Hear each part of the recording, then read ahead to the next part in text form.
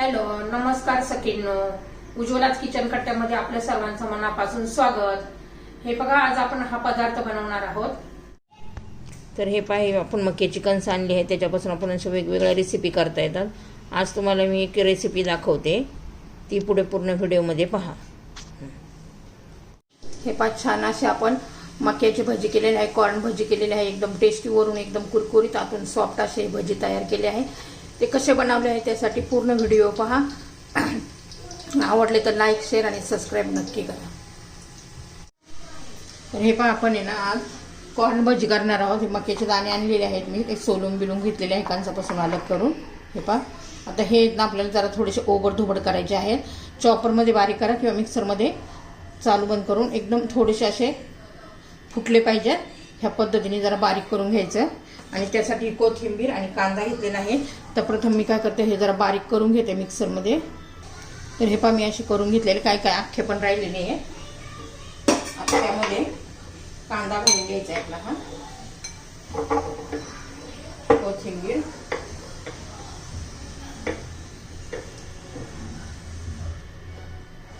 कांदा कोथिंबीर घालून झालेली आहे. त्यात थोडीशी हळद घालायची. मी लाल तिखट घालते, तुम्ही हिरवी मिरची घातली तरी छानच.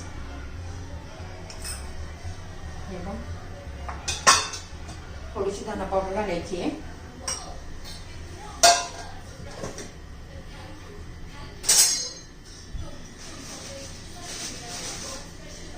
हे पण थोडं तांदळाचं पीठ घालायचं, 1 चमचा मोठा. आणि बाकीचं बेसन पीठ घालायचे आणि मिक्स करून घ्यायचे. तर छान असं मिक्स करून घेते.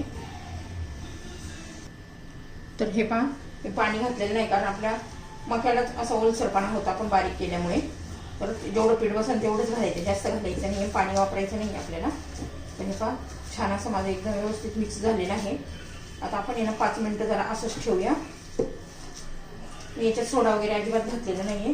थोडं आपण तळताना त्याच्यात गरम तेल घालायचं 1 चमचा. हे असंच ठेवलेलं आहे मिक्स करून.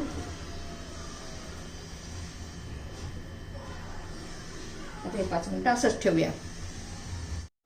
तर हे पहा, आता तेल गरम करण्यासाठी ठेवलेलं आहे. आपले बेटर पण 5-6 मिनिटं झालेलं आहे भिजत ठेवले. त्यात मीठ घालून घेतलंय. मग असे मीठ घालायचं, दाखवायचं लक्षात नाहीये. आता त्याच्यामध्ये ना थोडंसं गरम तेल घालायचं 1 चमचावर, छोटा चमचा. हे जास्त पण नाही घालायचं, नाही तर मग खूप तेलकट असे होतात.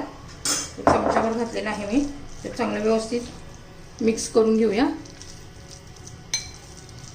छान असं आता मिक्स झालेलं आहे. आता तेल पण आपलं गरम झालेलं आहे. आता त्यात आपण भजी सोडून घेऊया.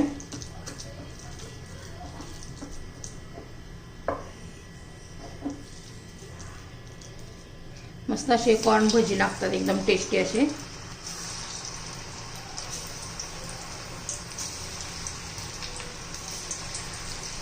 असे मस्त सोडून घ्यायचे, छोटे छोटे असे.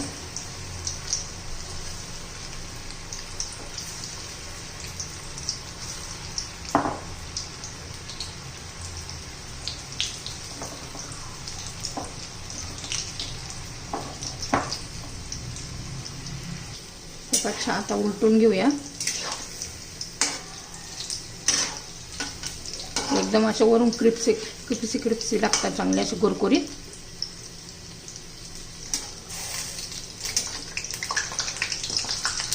मध्यम गॅसवर तळून घ्यायचे आहेत.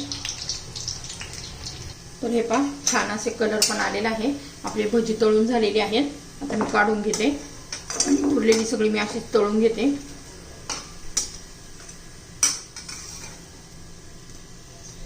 तर हे पहा, किती छान असे आपले हे भजी तयार झालेले आहेत.